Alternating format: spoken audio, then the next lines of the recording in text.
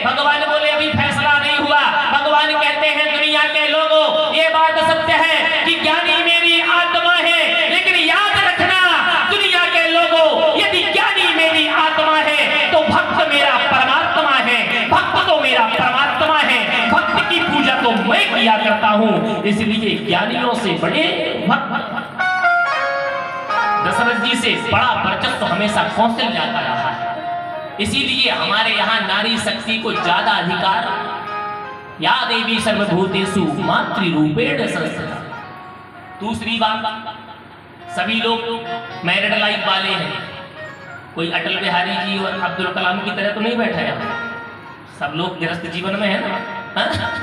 अगर बैठा हो तो कोई बात नहीं, हम पूज्य स्वामी महामंडलेश्वर जी से दीक्षा दिला के यहाँ ओबरा का आश्रम दिलवा देंगे। आदरणीय भैया से कह के गीता मंदिर उनके अंडर में करा देंगे, वो भी यहाँ के महंत बन जाए। महाराज, मैं एक बात आप लोगों के बीच में कहना चाहता हूं कि दशरथ जी महाराज और महारानी कौशल्या, ध्यान देना, दोनों ही तपस्या किए मनु और शतरूपा के रूप में, लेकिन भगवान ने मनु जी को प्रणाम नहीं किया, मनु जी को पिता कह के नहीं पुकारा, जबकि शतरूपा को तुरंत माता का दर्जा दे दिया था। मातु विवेक अलौकिक सतरूप ही विलोक कर जोरे, देवी मांग बर जो रुचि तोरे। और अगली ही चौपाई में जब शतरूपा जी ने कहा कि ये आप अन्याय कर रहे हैं कि हमारे पति से आपने कह दिया कि मैं पुत्र बन के आऊंगा और हमें देवी मान रहे हैं, भगवान ने गलती मनाई। बोले नहीं नहीं, जब वो मेरे पिता होंगे तो आप तो माता बनी बनाई, इसलिए मातु विवेक अलौकिक तोरे। ठीक है ना। इसीलिए इन लोगों का हमेशा से दर्जा ऊंचा रहा है। जैसे बोले सावित्री देवी, ये देवियां है ना, गायत्री देवी, मीरा देवी, सीता देवी, उमा देवी, पार्वती देवी। आप लोगों से कभी किसी ने कहा कि पुष्पराज देवता, कभी आपके नाम के सामने देवता लगा है? बताइए। जैसे मान के चलिए कोई भी है, हमारे संजीव भैया बैठे हैं, कभी इनके नाम के आगे किसी मोहल्ले वाले ने कहा आइए संजीव देवता, लेकिन इनकी पत्नी को जरूर देवी कह के कोई भी संबोधन कर देगा। भैया इनको भगवान ने ही बड़ा बनाया है, मातु विवेक। इसलिए ऐसी नारी शक्ति को, मातृशक्ति को प्रणाम है। इनकी कृपा से ही ये संसार, ये ग्रस्त जीवन और अन्नपूर्णा का भंडार भरा रहता है घरों में। आज दशरथ जी को ग्लानि हुई तो ग्लानि होने का मतलब कष्ट हुआ कि मेरा बुढ़ापा आ गया, लेकिन मुझे सुख नहीं है, मुझे संतान नहीं है। अच्छा एक बात बताओ, आज के जमाने में अगर ये टेंशन हो जाए कि बच्चा नहीं है, तो आप ईमानदारी से बताना कहां जाओगे? सीधे डॉक्टर के यहां जाओगे। आज के परिवेश में 2023 में अगर ऐसी कोई प्रॉब्लम आ जाए, जाओगे कि नहीं? फिर वो अलग बात है, पहला एक्शन आपका, पहला स्टेप हॉस्पिटलाइज करोगे अपनी वाइफ को या खुद को, चेकअप कराओगे। वो भले ही है कि फिर कभी गुरुजी के यहाँ या आश्रम में या किसी साधु संत से मिलना हो तो सोचो कि चलो इनसे भी अपनी समस्या रखो, शायद ये समाधान। लेकिन first priority at the hospital, है ना। आप हॉस्पिटल जाओगे। लेकिन हमारे दशरथ जी महाराज की क्या राज घराने में, उनके राजमहलों में या उनके राज परिकर में क्या राज वैद्य नहीं होंगे? बताइए। इतने बड़े चक्रवर्ती के क्या राज वैद्य नहीं होंगे कि युद्ध में कोई घायल हो जाए तो चिकित्सकीय कार्य ना होता होगा? तो फिर उन्होंने किसी वैद्य को क्यों नहीं दिखाया कि मुझे प्रॉब्लम है या मेरी रानियों को? अरे एक रानी को है, दो को है, तीनों को है क्या? तो तीनों को तो नहीं हो सकती, तो किसी को तो संतान होनी चाहिए। इसका मतलब है खुद को दिखा लेते कि कहीं मेरे अंदर तो नहीं कोई समस्या है। लेकिन नहीं, यही हमारी भूल होती है कि हमें भगवंत पे विश्वास नहीं है, तो हम डॉक्टर, तो कहीं कलेक्टर, कहीं मास्टर। भगवंत का दूसरा स्वरूप, भगवंत के, परमात्मा के जो वॉलंटियर्स हैं, भगवान के जो दूत हैं, भगवान के जो फरिश्ते हैं, भगवान के जो स्वरूप में आज इंसान बन करके जो आपके समाज में है, जिन्हें हमारा सनातन धर्म साधु समाज कहता है, संत समाज कहता है, आचार्य कहता है, गुरु कहता है। आज दशरथ जी कहते हैं कि ना मैं संसार में बताऊंगा ये समस्या का रोना, ना मैं परिवार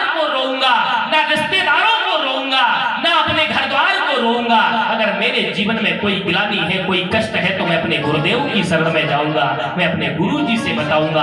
तो सबसे पहले गुरु वशिष्ठ को बताया कि नहीं? हाँ, बताया ना, क्योंकि उन्हें पेशेंस है कि ये मुझे भगवान तक जोड़ देंगे, संत भगवंत तक पहुंचा देगा। विवेकानंद जी को क्यों महापुरुष माना गया? सुभाष चंद्र बोस, भगत सिंह, महात्मा गांधी, इन सबने भी उनको पूजा। क्यों महाराज? क्या ये पढ़े लिखे नहीं थे? कि ये पाखंडी थे? कि ये अंधे थे?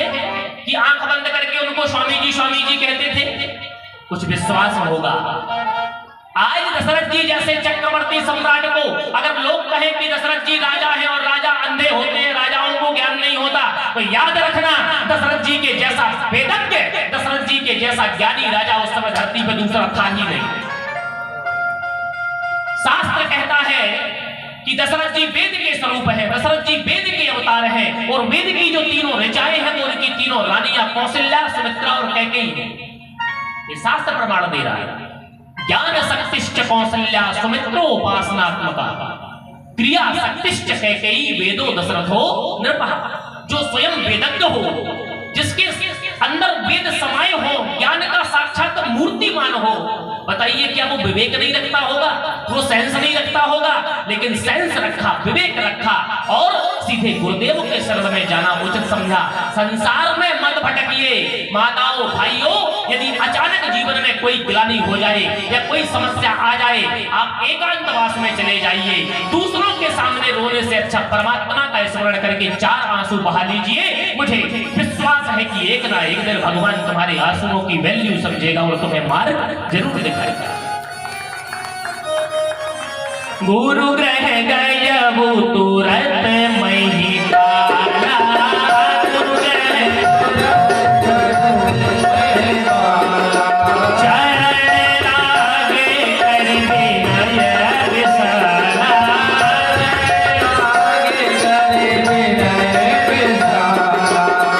निज दुख सुख सब गुरु ही सुनायो, निज दुख सुख सब गुरु ही सुनायो। तब वशिष्ठ बहु विधि समुझायो, तब वशिष्ठ बहु विधि समुझायो।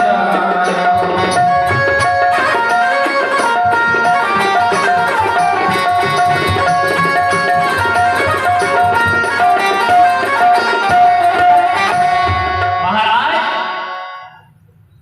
चरण लाग करी विनय विशाला। आज समस्या यही है हमारे हिंदू समाज की। क्षमा करना भाई साहब, जितने भी हमारे बड़े बूढ़े बैठे हैं सबसे निवेदन कर रहा हूं, आज हमारे हिंदू समाज की समस्या सबसे बड़ी यही है कि हम अपने से बड़े के सामने झुकना नहीं चाहते। बोलो है कि नहीं है? जबकि शास्त्र कह रहा है कि झुकने में ही कृपा होती है। भगवान भी कह रहे हैं, शास्त्र भी कह रहा है, अभिवादनशीलश्च नित्यं वृद्धोपसेविनः। जो अपने से बड़ों का अभिवादन करता है, बुजुर्गों की सेवा करता है, नित्यं वृद्धो अभिसेविनः। तो चत्वारिदश्य वर्धन्ते आयुर्विद्या यशो बलम्। उसके जीवन की 4 चीजें अपने आप बढ़ती हैं बिना जिम ज्वाइन किए। क्या? आयु बढ़ती है, विद्या बढ़ती है, यश माने कीर्ति बढ़ती है, और पौरुष बढ़ता है, बल बढ़ता है। ये बुजुर्गों के आशीर्वाद, बड़ों की कौन सी दुआ लग जाए? क्यों भाई? भगवान भी कहते हैं कि कृपा तभी मिलेगी जब तुम झुकना सीखोगे।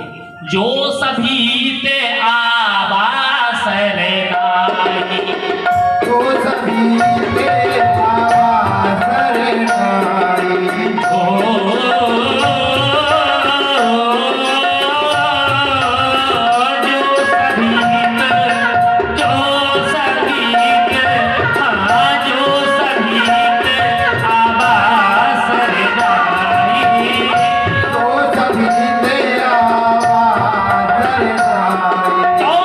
रखी हूँ ताही प्राण की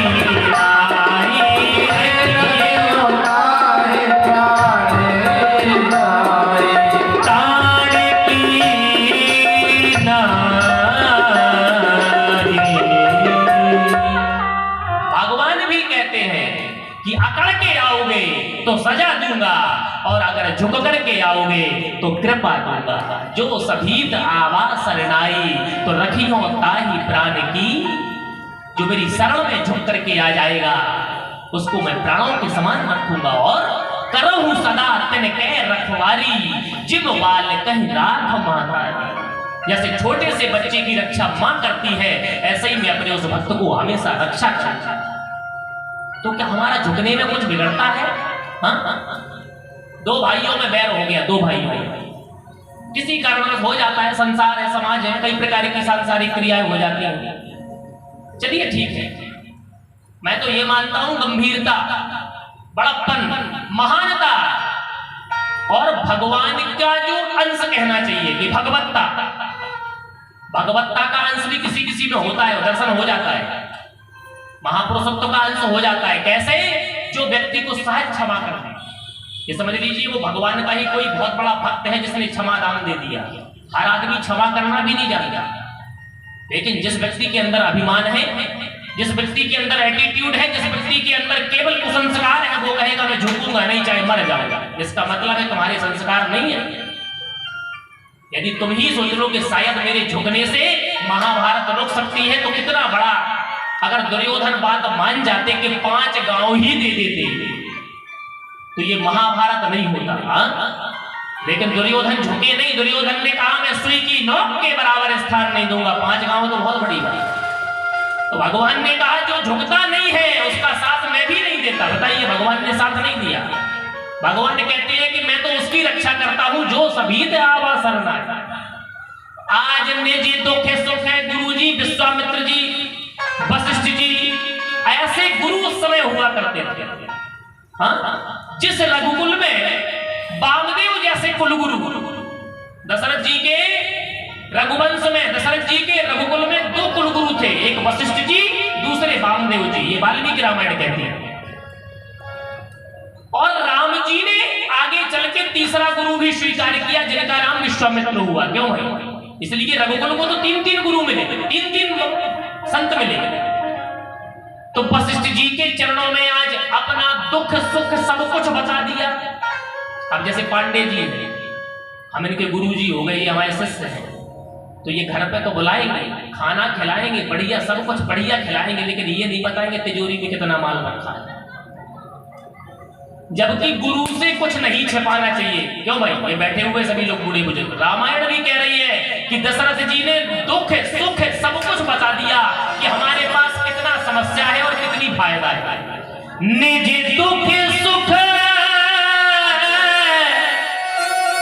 सब गुरु ही सुनावा,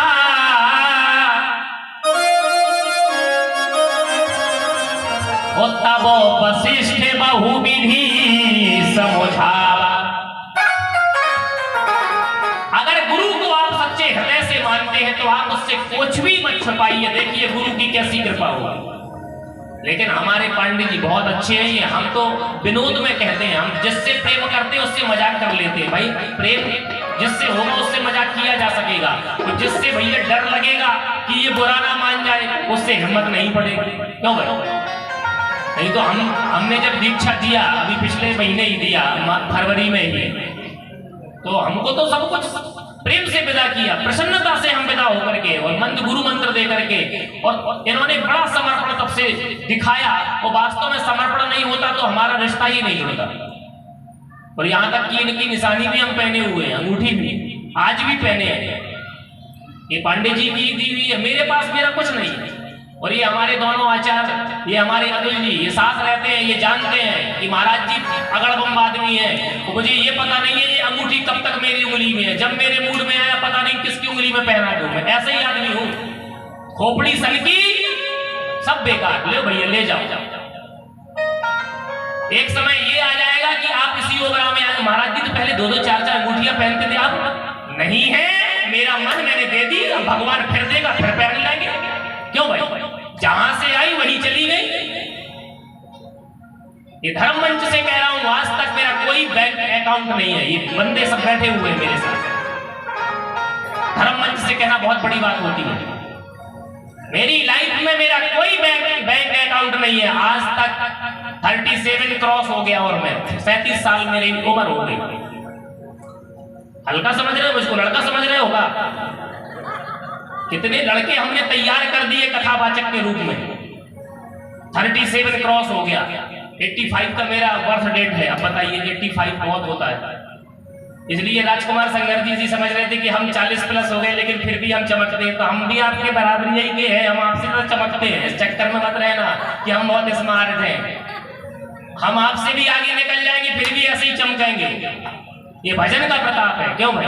कोई कहेगा कि हम 38-39 साल के, अब ये लोग सब धक-धका नहीं है राम, हम तो जानते थे तो लौंडे हैं। लौंडे नहीं है, हमारे बराबरी की, हमारे पढ़ाए हुए कोचिंग मैंने भी पढ़ाई। अगर ये बैठे हुए हमारे पांडे जी, पुष्पराज जी, ये कहते थे मैं कोचिंग चलाता था।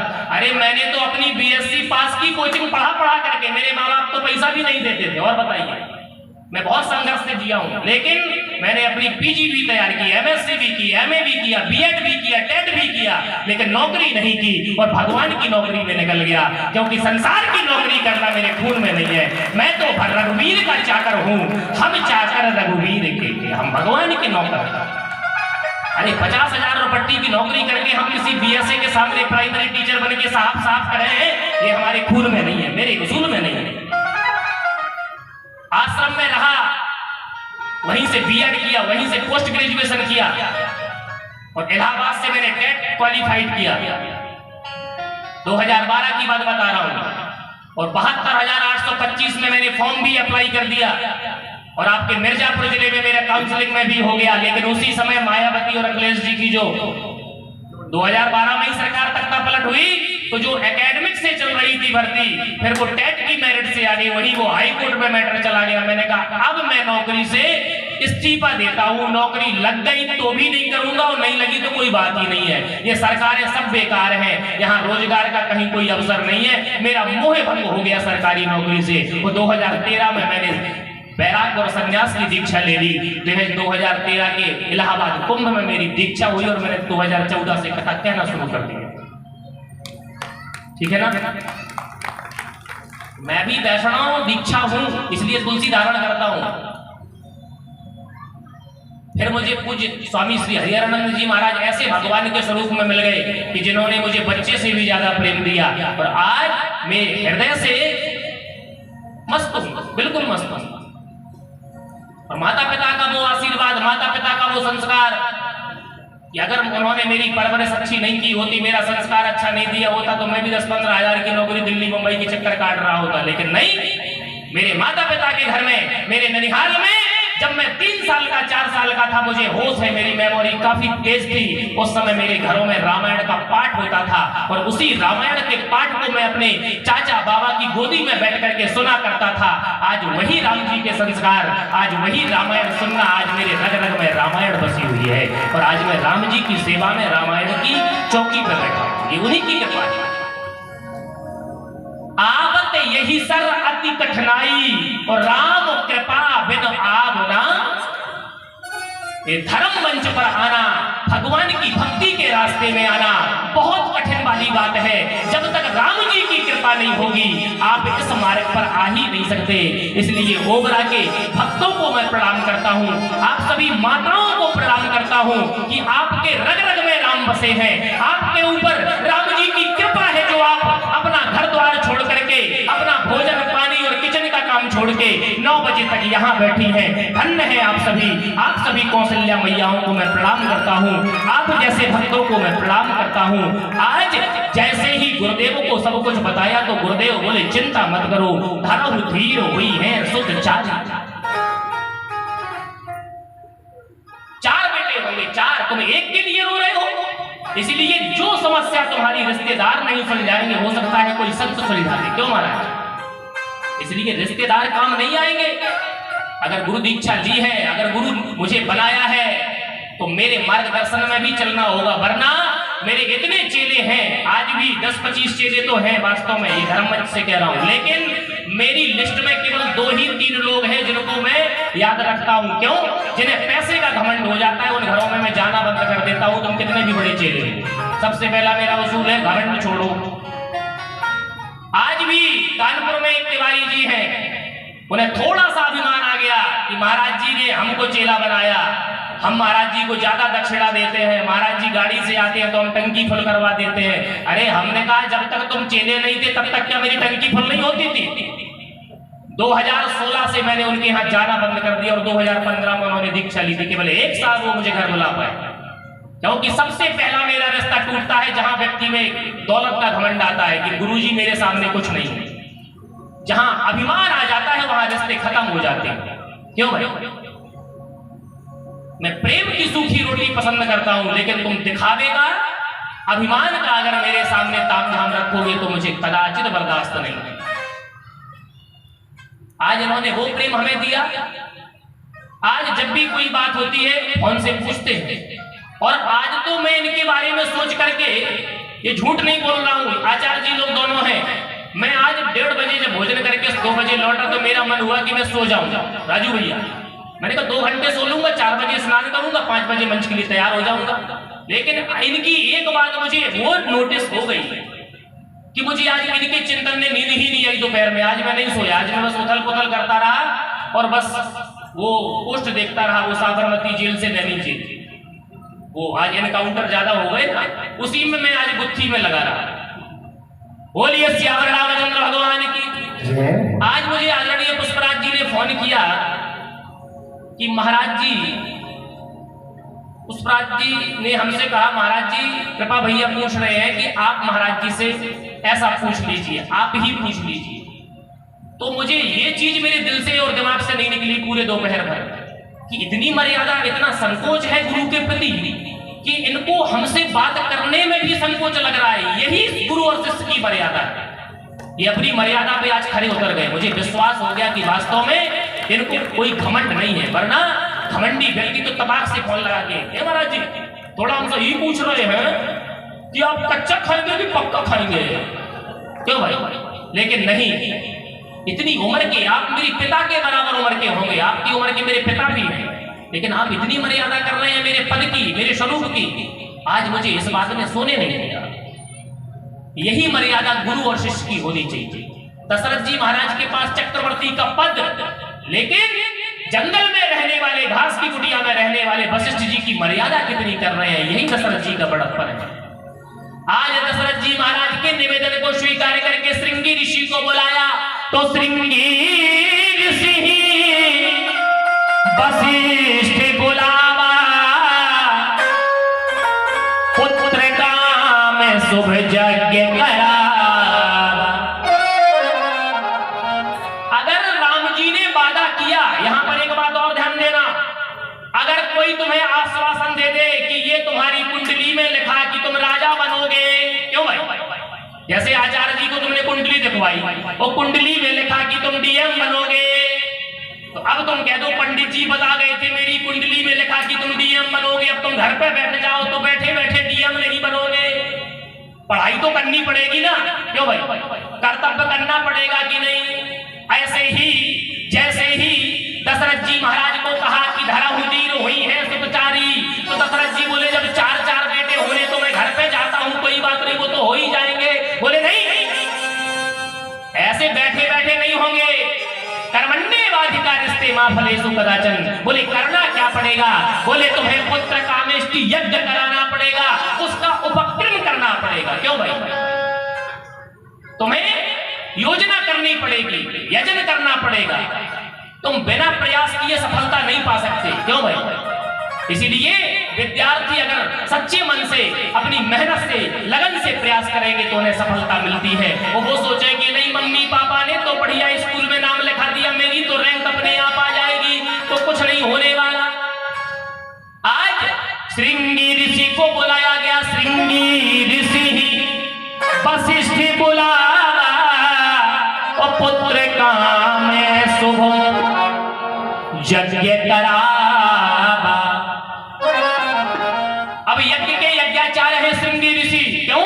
कुलगुरु होने के नाते, कुलगुरु होने के नाते ब्रह्मर्षि वशिष्ठ जी ने यज्ञाचार्य बनने से मना कर दिया। अब आप कहो क्यों मना कर दिया? क्यों मना कर दिया? इसका एक ये भी कारण है, गुरुजनों और संतजनों के कथनानुसार कि दशरथ जी महाराज वशिष्ठ जी के लिए बेटे जैसे हैं, गुरु पिता तुल्य होता है। क्यों भाई? गुरु पिता जैसा होता है तो दशरथ जी बेटे जैसे हो गए, इसीलिए कौशल्या जी बहू के रूप में है। और बहू के लिए बच्चा होने की तैयारी ससुर करे, क्यों भाई? ये अमर्यादा हो जाएगी समाज में कि नहीं? इसीलिए वशिष्ठ जी कहते हैं मुझे इस पद पे मत बैठाओ, इसके लिए मैं एक ऐसा नैष्ठिक ब्रह्मचारी, और वास्तव में श्रृंगी ऋषि जैसा नैष्ठिक ब्रह्मचारी उस समय कोई ऋषि शायद होगा जिसने कभी राजमहलों में लात ना रखी हो, केवल जंगल में ही जिसने पूरा जीवन जिया हो। इतना ब्रह्मचारी ऋषि, जो ब्रह्मचारी होगा तेज और ओज उसी में भरपूर होगा, उसी के तेज से, उसी के वचनों से अग्निदेव प्रकट होंगे। तब जाकर के श्रृंगी ऋषि ने मंत्रोच्चार किया। राजा और रानी के रूप में, परीक्षित के रूप में यज्ञ करने के लिए दशरथ जी और कौशल्या जी बैठे और होम करने लगे। कैसे?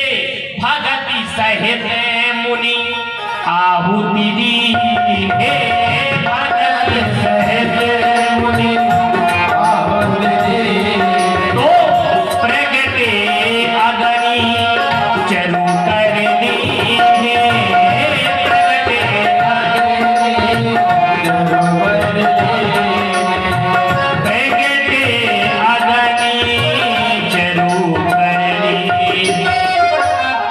जैसे ही भक्ति के साथ आहुतियां हुई, और जहां भगवान की पूजा भक्ति से की जाए वहीं भगवान प्रकट हो जाते हैं। इसलिए भगवान को पाने के लिए भक्ति बहुत जरूरी है। वो जिसके जीवन में भक्ति नहीं है, वो चाहे जितनी कोशिश कर ले, वो भगवंत को प्राप्त नहीं कर पाएगा। आज दशरथ जी के बगल में भक्ति बन के बैठी है कौशल्या। अगर कौशल्या पूजा में शामिल ना होती तो राम जी की उत्पत्ति कभी ना होती।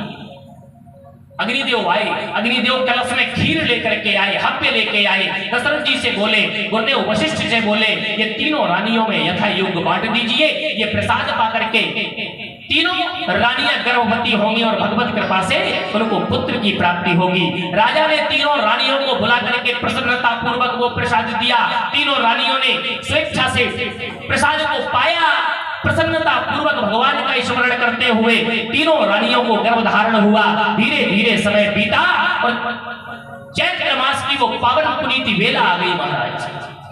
और मैं निवेदन करूंगा आदरणीय परीक्षित जी महाराज तो हैया हैं, और भी समिति के हमारे जितने सदस्य भाईजन हैं वो आ जाएं। ठाकुर जी का अभिषेक होगा, रामलला का जन्मोत्सव होने जा रहा है, तो मंत्रोच्चार के द्वारा पंडित जी के द्वारा अभिषेक स्नान कराया जाएगा। पांडे जी सपत्नी परीक्षित बने हैं, इसलिए ठाकुर जी का दधी से, गंगा जल से, दूध से इत्यादि जो भी व्यवस्था है अभिषेक करेंगे, तिलक चंदन करेंगे। फिर सारी माताएं बाद में आकर के आप लोग भी तिलक करेंगे, अपना चढ़ावा दान भेंट कर सकेंगे। आज महाराज नवमी तिथि मधुमास पुनीता,